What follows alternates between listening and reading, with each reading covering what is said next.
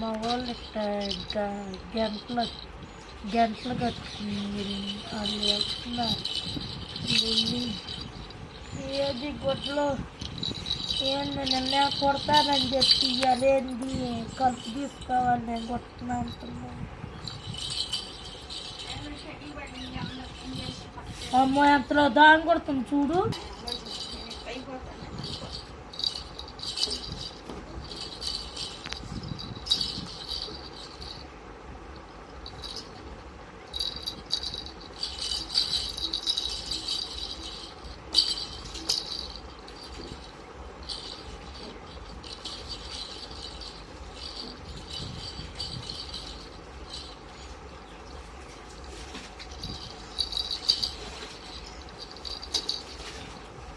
దద్ర వచ్చింది.